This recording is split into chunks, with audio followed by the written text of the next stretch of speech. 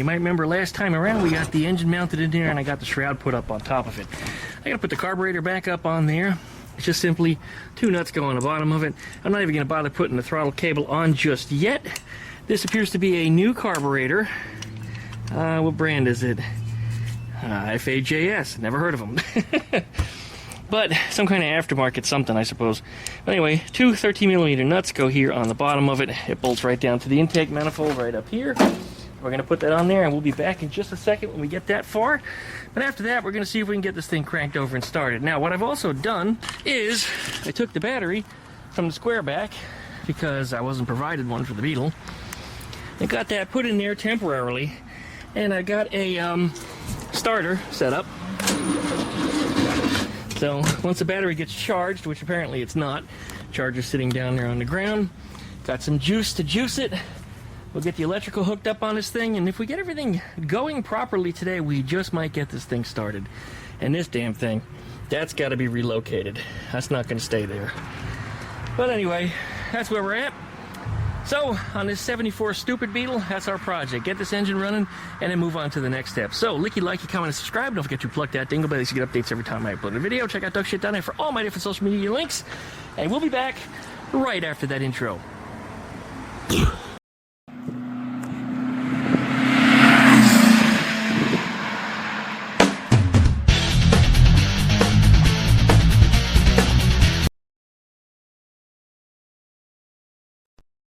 Alright everybody, welcome back. We're going to put the distributor cap on here. It goes without saying, cars are going to run unless it's got a distributor cap and plug wires on here. And boy, the neighborhood's getting really noisy, which is why I usually run music. I don't know why suddenly now it's been quiet for the last half an hour while I was getting set up, but that's just the way it goes. Anyway, you might remember when the rotor was pointing this way, that was pointing to cylinder number 1. So that means if I put the distributor cap on, I believe this is the one. Maybe it's not. Yeah, it does go like that. So this is number 1, and this one is currently labeled by the owner as front right. So that's correct, that's front and on the right. A bunch of noisy people behind me all started getting starstruck because they recognized me from YouTube, so I had to stop the video. That's what all the noise was about. Anyways, yeah, we're going to take these labels off. We don't need them on here anymore, but knowing that this is the correct location for these,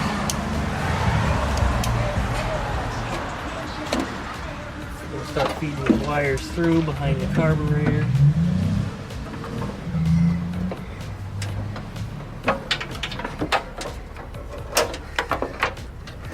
There's number 1. And that means this one would be number 4. And that says back left. And that is correct because rear left is number 4. So we'll get that one put on there also.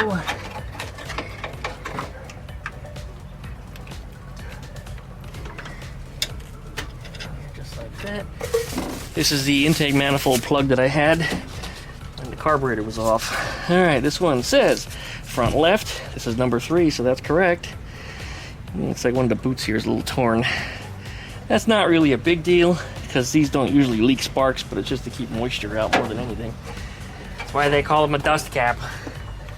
We'll plug this thing in the back here. That spark plug. And the last one, which remains, is right here. This one is number 2. And it says back right. So once again, rear right. This is correct. Put this down the back.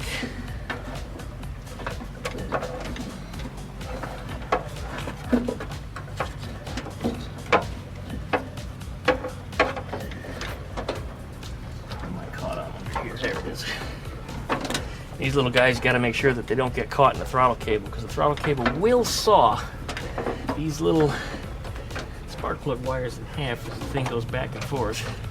It'll start misfiring on cylinders, and then it'll just stop firing on cylinders. Alright, there it is. There's our cable for the throttle.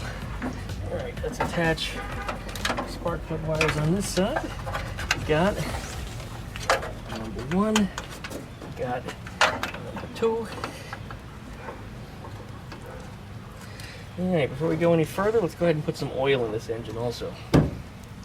Alright, I discovered the drain plug was loose, as well as all the nuts going around the plate under here. This all looks like it's brand new. Somebody replaced it. I'm going to assume it's all correctly installed, but I did torque it down to make sure it's good, so it shouldn't leak if the right seals are in there. And there's a little telltale sign that somebody put the jack in the wrong place. You're not supposed to jack under the transmission mount. If you put the jack under anywhere, it's supposed to go under the rear torsion bar way up front up there. And there's a ton of spider webs under here for some reason. It's not been but a couple days since I worked on this, but there's spider webs everywhere. All right, let's get out from under here. Yeah. Eye-opening, dramatic experience. Talk about oil changes on the internet. Tell people about what oil you use, and give them a lot of details as to why, and they'll be sure to tell you why you're wrong. I use straight 30-weight oil, which is what the Volkswagen manual calls for. This Rotella stuff happens to have high zinc content, which is another thing that you would want. And the engine takes about 3 quarts. I think it's 2.9 to be exact. So make sure you use a long funnel when you do this, by the way. This thing happens to have a custom oil filler tube on it, so it doesn't have an overflow that dumps on the ground. But if you don't use a long funnel, that's exactly what happens. The oil just spills all over the ground. But anyway, down below in the comments, you make sure you guys look. There's going to be a ton of drama there about people telling me that I should use a different weight oil, or 10W30 is what Mexico said they use, or 1540 is what you should. I don't want to hear the noise. Ultimately, when it comes down to it, I have never heard of anybody's engines blowing up because they use the wrong oil. I mean, granted, the engine may not last as long as it should, but I'll tell you, it's not going to blow up overnight. As long as it has oil is really the key. And how we doing in here? I think we're almost there.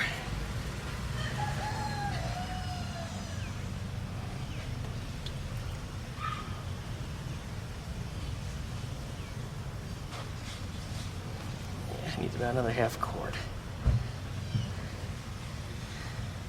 And we'll take a quick look underneath and make sure we're not losing any oil.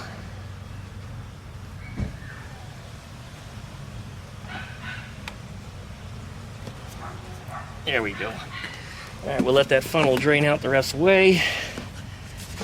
That should be plenty. And I'll be back in just a second. Okay, here we go. Let's see if we got enough oil. Now we're a little bit above the fill line. That's fine. Like I said, I think this thing takes 2.9. Typically, I put a full 3 in it. Don't go more than that, though. It's also not wise to go less, because air-cooled engines do have a tendency to leak. Not that they're designed to leak, it's just these things get old and people don't maintain them properly, so they do develop leaks. You want to have as much oil as you can, for both in case of a leak and to have maximum oil cooling capacity. Okay, well there we are. I guess what's left is hooking up the positive to the coil, because we're going to bypass the electrical of the car. We're not going to use any of that. And we'll crank it over, see if we get a spark. If we get a spark, we'll put some fuel in it, and then it should start. And if it starts, then we're going to have a very, very good day today. This was the power wire that I used to start Eleanor's engine with, as well as other cars, when I had them in just a chassis form. Currently the other end is disconnected from the battery, so I do have freedom to move these things around. But one plugs there. One plugs into the plunger on the other side of the carburetor. And then the last connection goes on the positive side of the coil. And this end of the wire, way over here, gets connected to the battery. And looks like I'm going to have to strip that back. It either got cut off, or, you know what, I might have cut it. I think I used some wire for something recently. So I'll strip that back, we'll stick it on there. Now you may notice this thing doesn't have a belt on it, and that's not necessary if we're just going to fire it up. We're not going to like run it, and leave it running. It doesn't need a charging system, and it's not going to run long enough to even require cooling. So the idea here is just to get it to fire and see what it's going to do, because if there's going to be any bigger issues, I'm probably going to have to take the thing back apart again, and we'll see what we got to do from there. But that's where we're at. Okay, well, good. Let's see if we can get a spark out of this thing. All right, the coil is currently hot, so let's pull out the center wire from the distributor cap here. I usually like to prop this on the side of your carburetor. Now, if you have any fuel leaks at all, don't do this. I mean, that's just common sense stuff. Probably shouldn't do anything you see me do on videos anyway, because the Duckman's nuts. We should get a spark right there. Let's zoom in. Give you guys front and center. There we go. And I'm going to pull the trigger.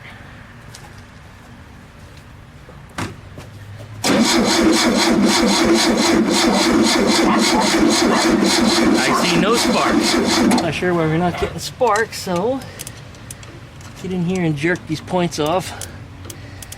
Well, you know what? That's making it spark.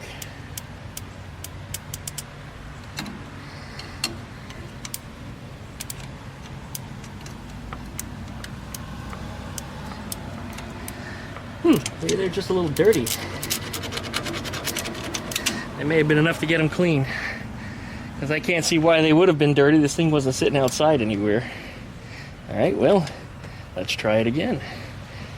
Put that rotor back on. Not that we have to. We can actually leave the entire top off of the distributor. None of this needs to be on right now.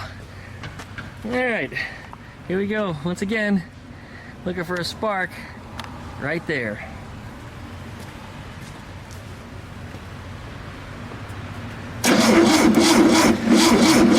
There it is. Still having a little trouble cranking over though. I don't know if the battery is just sluggish or if the starter is just slow or what the hell the deal is here. But it's going to have trouble firing up for sure if it's going to stay that way. So I'll leave the charger on a little longer and see what happens. Meanwhile, let's put our distributor cap back on here. I can hear we're still energized. I need to disconnect that coil. That's what I'm going to do.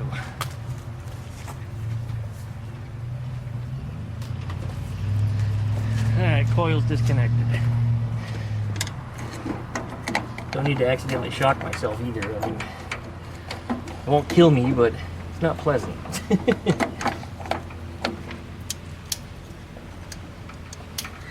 Alright, here we go. Put that on there. Alright. Okay, let's juice it just a little bit. Just a splash. Whoa, way too much. I always manage to do too much. This stupid can. It's either all or none. It might flood it out. Might even have trouble cranking it over. Got to put our vacuum lines back on under here too, but those aren't things that are too critical at this moment. Okay, here we go. Hook that coil back up.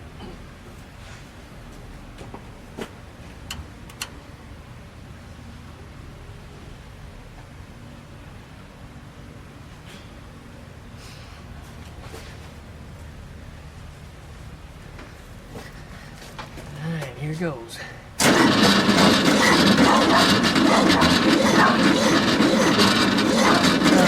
Cranky. Boy, it's cranking over way too slow.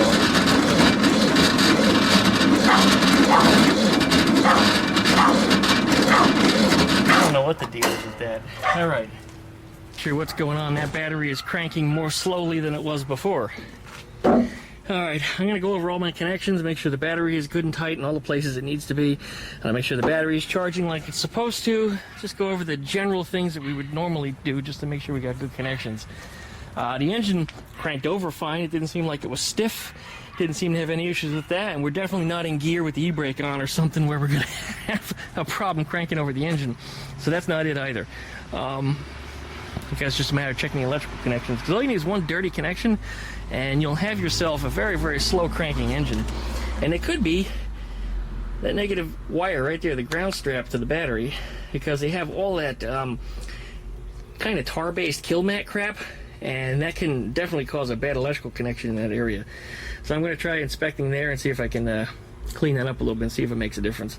Otherwise, the red wire looks like it's a brand new one. So it's got a brand new end on it, which appears to be the wrong size though, which is a little bit of an issue. But we'll change that out should we have to, but I don't know what kind of battery he has planned to put in here. That might be the right end for whatever he wants to use. Okay, anyway, I'll let the battery charge a little longer. We'll check those connections and we'll be back in just a minute. The ground strap, while it looks clean on that side, the back side of it was buried in tar. This little hole over here, this is all tarred in. And even the bolt had all tar in the threads, which was kind of like Loctite, so it was a little bit of a fight to get it out of there. Anyway, what we're going to do is we're going to cut a little section of this out of here. I use a little bit of, well, mineral spirits or gasoline will usually clear up the tar. I'll wipe that off, and then I'll scratch it up with some sandpaper. We'll reassemble the whole thing. We'll clean the bolt off also, put it all back together, and then we should have a good ground. And that may be the reason why we're cranking slowly. I'm suspecting it could be it, if not something else down the line, but that's where we're going to start. That's clean, and now that's clean. Much better. So I'll put that back together on there. And this bolt, I'll clean the threads on it too. We'll get the rest of the tar out of the threads, although it's still all gunked up in there. It's probably not going to make much of a difference, but anyway, we'll get that put together, and we'll see if that makes a difference. All right, here we go again, one more time. Much better. All right, well, let's hook up our coil again. Let's see if we can get it to fire up.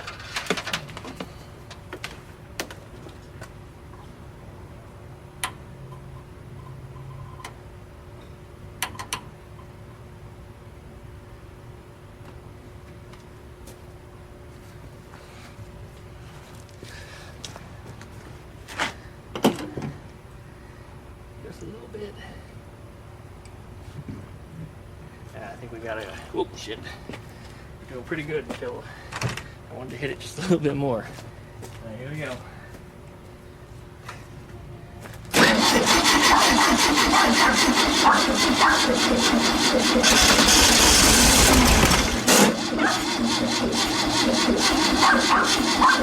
Well, that was something. Might have to juice it again. I was hoping it would have run up a little bit. Alright, I'm going to give it a second to sit. See if the battery will regenerate itself. Otherwise, I'm going to be wrapping it up soon because it's Taco Tuesday, and that means I'll just have to come out here tomorrow and get this thing worked on a little bit more. But I mean, to hear it sputter and fire a little bit was definitely the right path to be on. Okay, well, we'll disconnect that coil. That way we don't fry the points. And, well, we'll plug up the carburetor and be back tomorrow. Hey, we're back, folks. We are in the middle of a hurricane. That's right. Hurricane Idalia is headed right for us. Actually, that you're looking up at right there is Hurricane Idalia. It's a good 300 miles away from here or so.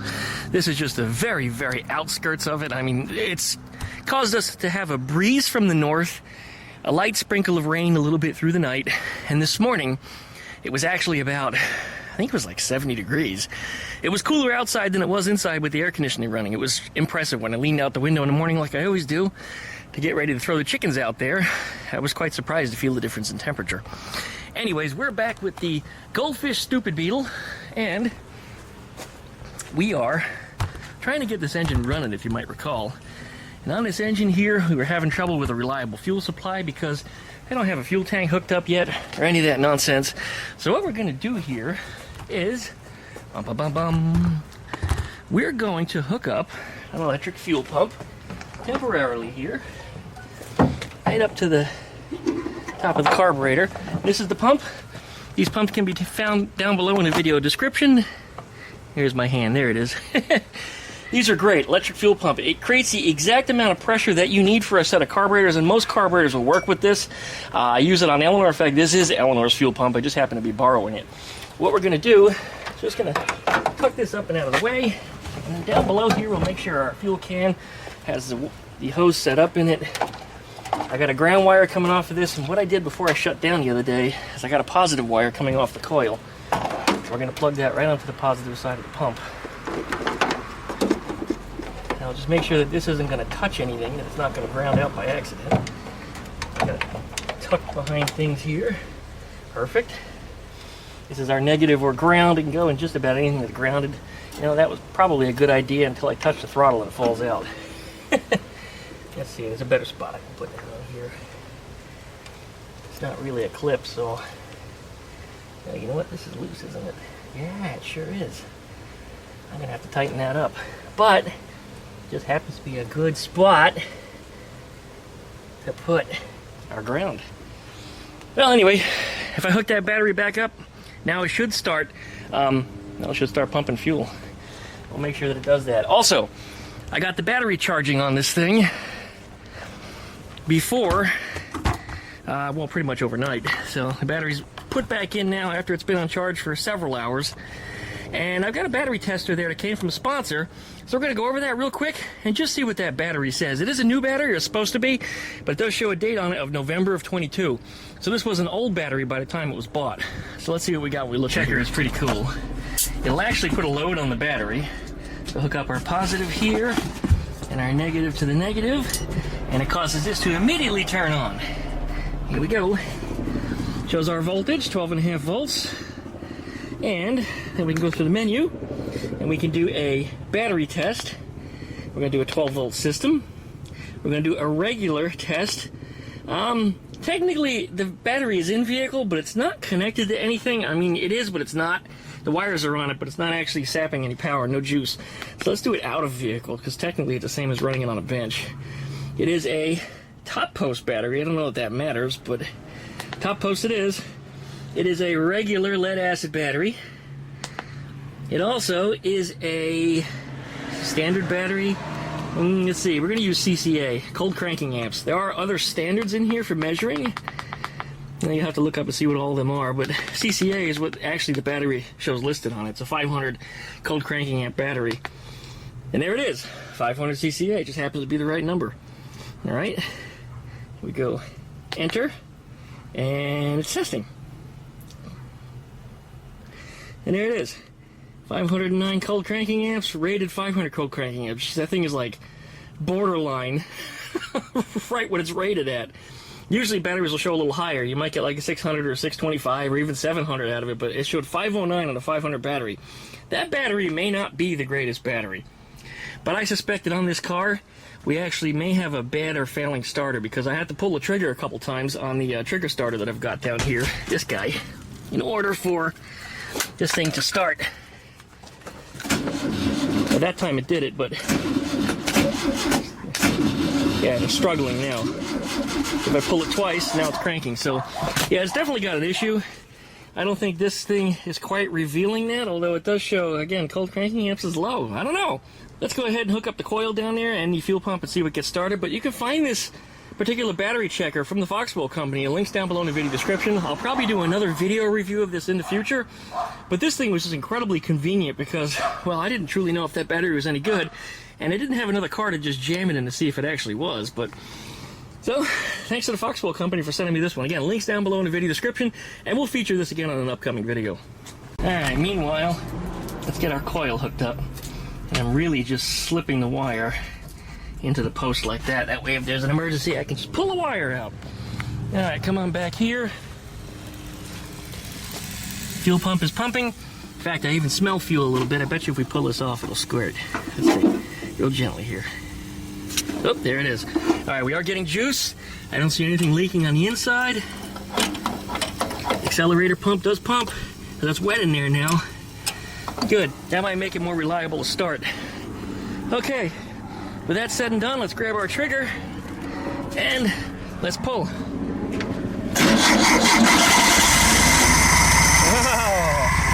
there it is.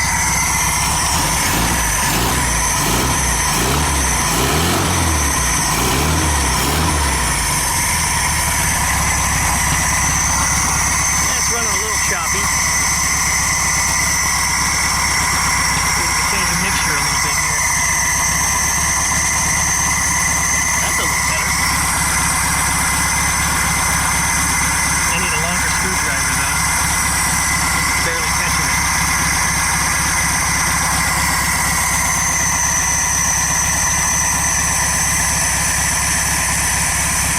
Otherwise, it seems to be idling pretty well.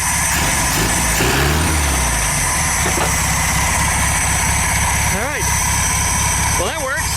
I'm just going to go around and check for vacuum leaks on this thing, and you just simply do that by spraying a little carburetor cleaner around the ends, around the joints, around the bottom of the carburetor right here. You can spray the face of it, but that does have a sealing point. The seal's here also. Again, the boot, and that side of the intake manifold. Otherwise, it sounds like it's running on all cylinders.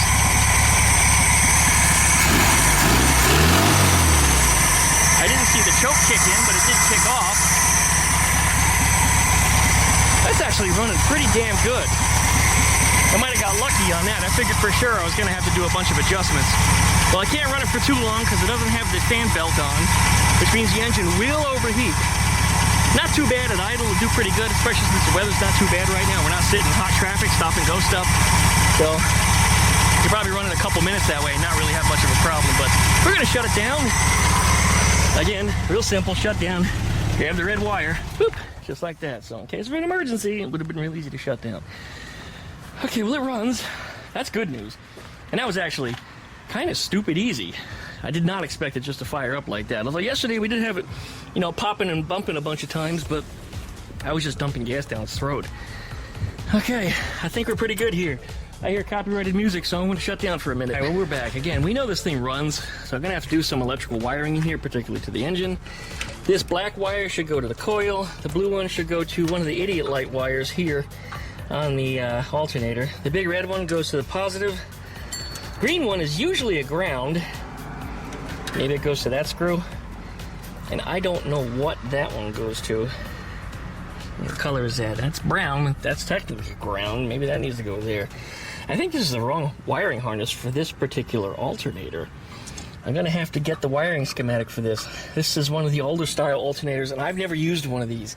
So I don't know what the schematic is for this or how it works. Going to have to do a little chasing of wiring and find out if we need a external regulator with it. I don't see one down in there where they would typically be. That's where it would usually live if there was one. So, I don't know, we'll have to look at that. It's definitely going to be a small issue, but if he has to change out the regulator, or alternator I should say, and needs a specific regulator, well then he can handle that. He'll probably be the one that does the work, but again, it can be handled.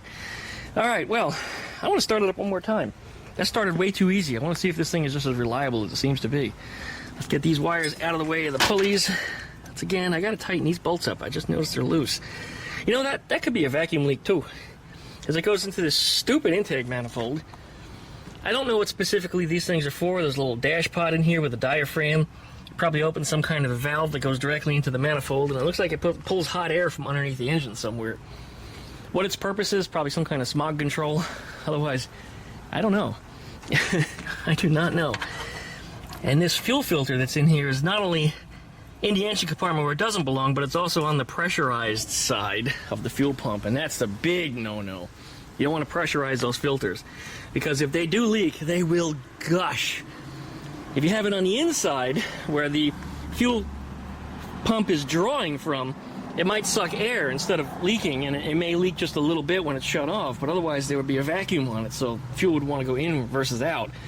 But yeah, to pressurize those is a big no-no. All right, let's go ahead and hook up power again here, and let's see if it starts up reliably. Let's hook up power. Fuel pump is pumping. Coil is now energized. In fact, it's starting to get warm already. All right, got our trigger starter over here. If you want to get one of these, links below in the video description as well. It'd be nice if it had a longer wire, but I'm hooking up to the wiring inside the car versus under the car directly to the starter. Here we go.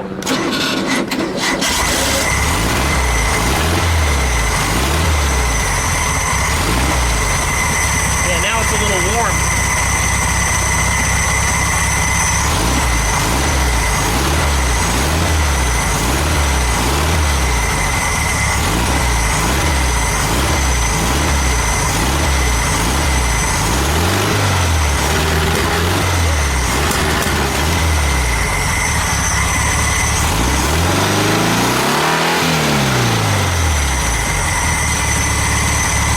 Don't rev a cold motor. Somebody's already said it in the comments, I'm sure.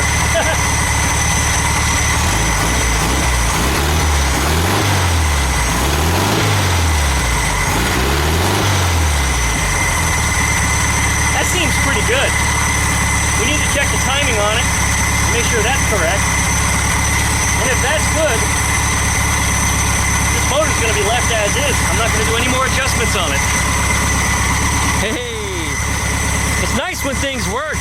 Alright, I want to pull that vacuum off the distributor. This is the correct distributor on here, guys. They tell you you're supposed to plug these or the engine's not going to run right, but your fuel mixture really doesn't affect your timing any, so I really never had much of an issue with that. Unless for some reason it doesn't want to idle, in which case just shove a screwdriver or a bolt up the line. Doesn't need to be a big deal. Alright, Let's get it started back up.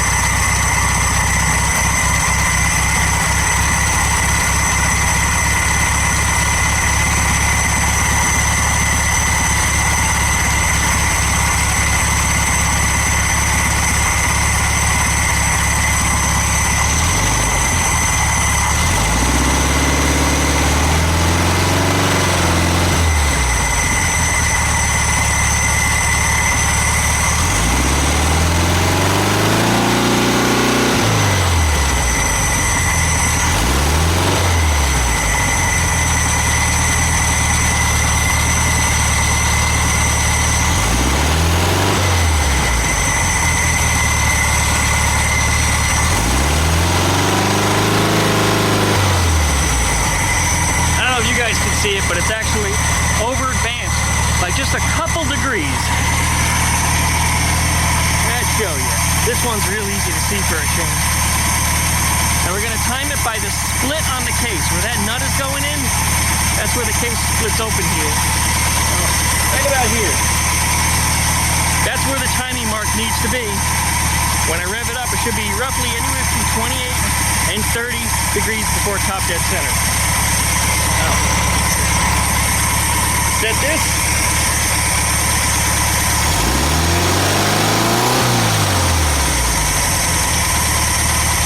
Actually, now it's not advancing at all. Why is that? Oh, something's wrong.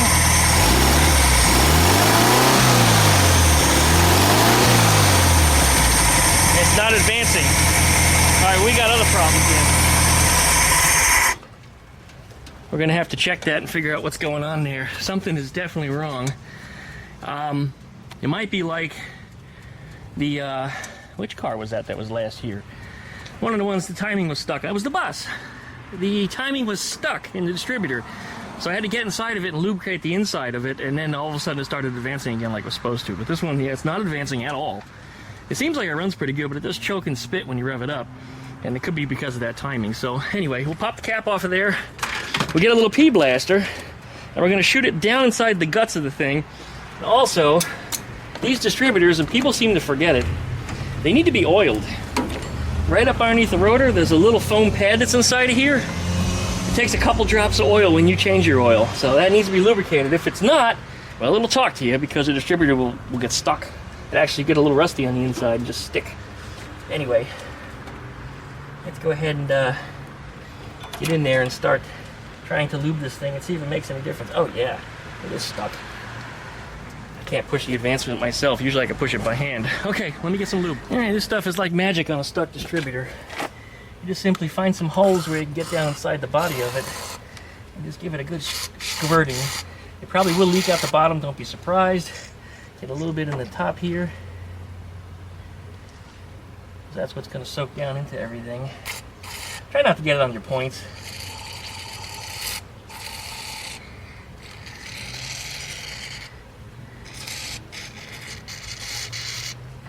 Alright, now let's see what we got.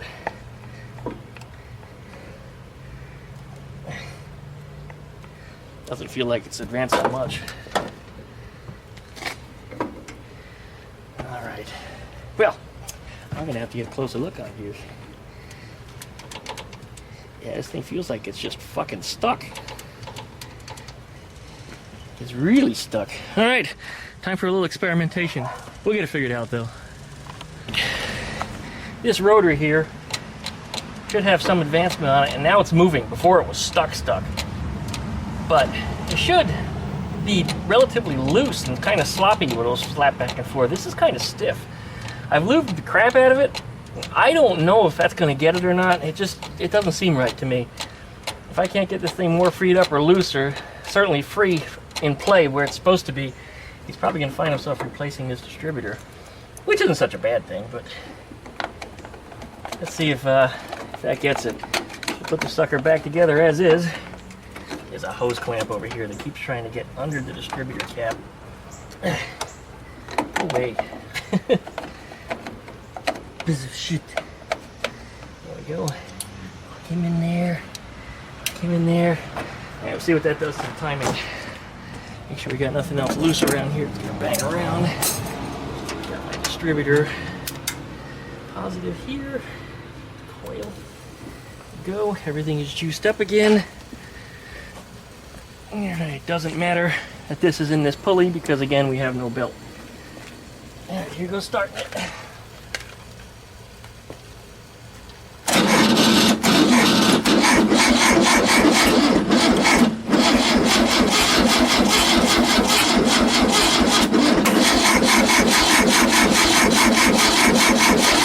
Now it's not happy at all. In fact, why are we getting smoke?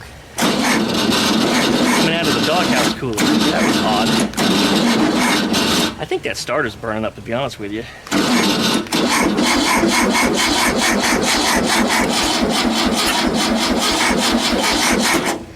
Yeah, I think we got issues here. I think it's beyond just the distributors. Smoke coming out of places there shouldn't be smoke coming out. Definitely something wrong here. Yeah, I think I smell starter burning. Alright, well, we're going to have to get a little more into depth here, so what's going on in this? Turns out it wasn't as easy, but at least it's not the engine. The engine seems fine.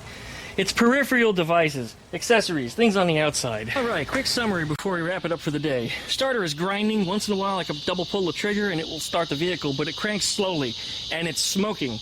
I see smoke coming from back there, and the cooling fan, when I turn this a little bit, draws it in, and it starts coming out of the coming out of the outputs. Anyway, it stinks. It's electrical smelling, so it's got to be it.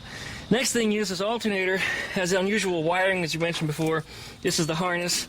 Black one goes to coil, blue one goes to oil, red one goes to the charging wire here on the alternator. Green is typically a grounded wire, but in this case it usually goes to your idiot light on your generator, or your, well, technically it goes to the idiot light also on the dashboard on the alternator. And then your brown one, which just goes to ground. But this has 3 wires on it, so this is regulated. I think this is 1 year only. They might have done it for 2 years, 74, 75. I've not used one of these alternators before. I've always used the later models, or I've gone with the earlier generators. So I don't know how this works or what the pinout is on this. I may need to get a wiring harness for it, or I need to make one. So I don't know what we need to do with this, and I don't know if we need another regulator or something for it either. I'm going to go through the box of parts and see what's in there. I'm going to go over the wiring diagrams to figure out how it works. But with that said, wow, that bug is loud. He wants to be included. But with that said, this alternator may or may not go in here. We're also missing the belt. I went through the box of parts. It's not in there anywhere. I can't run it for more than a couple minutes, and not much more than idle because it's going to overheat. So we'll leave that alone as is. And lastly, that distributor is sticking, and it's sticking really, really badly. You should be able to turn this and feel the advance on it, but it should snap back. It's not snapping anywhere, and I mean, it takes a lot of force to push it. So if I push it to one side, it'll idle and have the correct timing. If I push it the other way, it's too advanced, and when I crank it, it'll because it's trying to fire before it hits top dead center way too early.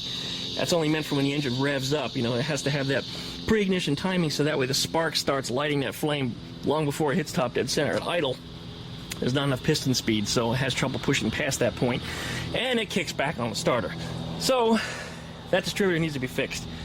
I've got some lube in it. I'm going to try to let it sit, but probably what we're going to do is we're going to change it out for the 034 distributor. The same one you see me put on all the other cars, the same one you saw me put on the Fastback, same one you Squareback rather, same one you saw me put on the Dune buggy recently, the Manx buggy that was here. The Bus already had one, Ruby already has one, Eleanor already has one. It's the same distributor as what this is essentially. It's just it's a newer model with electronic ignition, and I like the electronic ignitions because their timing is much more, what's the word I'm looking for? You can tell in advance where it's supposed to be firing, because the mechanical ones, they bounce all over the place. You'll see the timing is never in the same spot. But with the electronic one, it's almost always bang on, same spot, always. So I like those because the engine will just run smoother. You'll get better gas mileage, the engine will run cooler. I mean, things will just be happier. You find yourself pushing the gas pedal a whole lot less, which means the engine runs cooler, less fuel, and everything's more comfortable. Fuel pump was just a wonderful, wonderful thing. If you want to find more about that, look down below in the video description. You'll find links to that as well. You don't need a pressure regulator with these because the pump itself is regulated. I don't even recommend a regulator to anybody unless you're running fuel injection. A regulator on carburetor is just an extra thing that's either costly or has a potential to leak. And a lot of the cheap Chinese ones, that's exactly what they do. It was one of those ones that's on the bus that had the dial on it. Those things are a disaster. Somebody gave me one once and I was told not to use it. I had seen them, I read about them on the internet. People all said not to use it. I used it anyway on Ruby, and turns out, guess what? It leaked. So I took it off immediately as soon as I put it in. I said, they were right. That's what I get for not listening. Anyway, batteries we know works. Battery tester from Foxwell, links down below in the video description. That was really handy and convenient, knowing that that battery was properly charged. We're going to undo our wiring in here, so that way we know nothing is hooked up overnight, so we don't have any cars burning down. But it's good to know that this engine does run, and that was the big half of the project, was getting it, installing it, and running. Now it's just a matter of adjusting and changing out the bad parts and making the thing work properly. Got to put a little bit of tin in there yet. We got to put on the heater box tubes, the ones that go on here to blow into the box. Even though the heat's not connected and the tubes and stuff are not in the car, I guess he's not going to use it. But they still need to be there, because the heater boxes without any airflow, they overheat. And if the heater boxes overheat, they put heat into the front cylinders, number 1 and number 3. And it'll cause those cylinders to overheat because the heater boxes are retaining all that extra heat, and it rides back up the header and gets into those portions of the exhaust. So anyway, yeah, I do recommend that you do hook up your heater hoses, even if you don't have heat. If you have heater boxes, if you have J-tubes, doesn't apply. Cap them off. Use the industrial tins, by the way. I guess I'll show those up on the screen. You can buy some. I made some for Eleanor last year before I put the engine in. It's just a flat piece of sheet metal with a couple holes drilled in it, and I think 2 90-degree bends. It's not hard to do if you know how to bend metal. Anyway, that's where we're at. I guess we're going to wrap this sucker up. This 1974 Goldfish Bowl Stupid Beetle is coming along. It's getting there. Most of the stuff that it needs is just stupid little things, as we've determined, you know, with the headlights and fixing out the headlight buckets on there. I still have to remount the fenders. And then I got to go through the whole wiring harness on here. The wiring harness on here was replaced by the owner. I don't know if you can see any of it. No, you can't. But it's all brand new stuff. Every bit of it's brand new, but none of it is hooked up. It's like the shoe is laced, but the knot is not made. I guess that's the best way to put it. So I'll be tying off all the end points and making that stuff work. Then I'll be bolting down the seats last. And if all the controls and everything are working like they're supposed to, and they don't feel to be, then we'll be making a test drive on this thing. I do notice some things like there's no cotter pins in our axle nuts. I don't even know if they're torqued properly, so I'm going to pull the wheels off and retorque those things. Another problem we found out, I don't know if I mentioned it in the previous video, but when I leaned against this, I noticed this wheel was loose, and I pulled the cap off just like that. It wasn't even attached. When I looked inside of here, I don't know if you can see it, but the bearings aren't tight. I don't even know if they're lubed properly. This is awfully clean. It doesn't look like it. So I'll be getting inside of there probably also and checking those things to make sure they're right. The owner put 4-wheel disc brakes on here. I recommend them highly, but like anything else, if they're not installed properly, you're going to have issues with them. So it's probably good that I just look everything over. I'll give the entire car a once-over. I'm not going to do all the work, but the deal was running, driving, lights, and then I'm done. We talked about dashboard and other things too, but the dashboard cover that he gave me, that's all it is. It's not actually a new padding. It's just a cover for the padding. It glues on there, but it's got a nasty crack in the middle of it, and the heat, Florida heat, shrunk it. See how the plastic is all warped? Look at that. It might have been part of the manufacturing process of it, I don't know. But anyway, it looks better than the stock dash because the stock dash is all cracked up. So I'll stick it on there for him like that. If he wants to keep it, he can put a spot of glue behind it. But anyway, it's there. So I guess we're going to wrap it up for today. Likey, comment, and subscribe, you guys. Don't forget to pluck that thing bell so you get updates every time I upload a video. Check out Duck Shit down there for all my different social media links, as well as links to any of the products that we were using today in this video. After this, we're going to turn back to this thing. Again, I keep talking about it, but I'm not doing it. I need to cut out this washing machine sheet metal and fix the trunk area, this like bed area inside of here. So I need to do the same thing over on my square back, which I still have no title for. I still haven't gotten a hold of my lawyer on that either, but it's not exactly a high importance case kind of thing. It's not like somebody just got murdered or is going through, you know, some kind of physical abuse or something. He's family law mostly, so I got to deal with all that, you know, my wife smacked my kid kind of thing. Anyway, yeah, nonsense. Not my life. But we'll get this thing put back together piece by piece. Got to take care of it. I clean up all the tools in here, put everything back. A lot of Dad's tools are in here. Again, Dad's tools. This is something funny. Back when I lost Dad, and I said I was going to bring back all Dad's tools, it was a fight to get them up here because, well, the things are heavy, and I had to drag them on a 4x8 trailer with a lot of other things, and there was a lot of concern and a lot of different trips that took me going back and forth. But since I was maintaining the house down there, it wasn't such a big deal to me because, well, every time I just made a trip back, I just took another trailer load of stuff. Driving like a maniac over here. That's this neighborhood for you. And that's Rob staying there, by the way. He's working in the neighborhood, so put his camper out here temporarily. Anyway, Dad's tools. These things are older than I am. People told me, get rid of them, they're crap. Excuse me? Do you know what it costs to get brand new tools nowadays? I mean, this is just ridiculous. But yeah, all of Dad's tools, I have metric, I have SAE sizes, I've got just everything from Dad's shop, because Dad used to own a shop from the late 70s, well, probably early 70s, all the way up to sometime in the mid 80s or so. So a lot of these tools are older than I am, and they've been around for a long time, and there's no reason you should have to throw them out. I mean, geez, they're not rusted, they're not crapped out, they're not broken. A lot of these things are name brands and stuff that was made well 50 years ago, unlike the crap that you get today. I mean, at least, you know, things like Craftsman and Harbor Freight still give you a lifetime guarantee. You can run back in the store and just say, you know, here, give me a new one, and they do. But these things, they don't break. They haven't broken. These things have lasted all these years. So why should we have to replace them? So anyway, I brought them all home. Again, thousands of dollars worth of tools, and people in recent videos are telling me get rid of Dad's junk and replace it with something better, something more modern. F*** you. These things on these cars have been good for all these years. I don't understand that. I really don't understand. And there's probably going to be a lot of discussion about that down below in the comments, and I invite you to. Tell me about your experience with older classic tools and their quality versus the crap that you get today.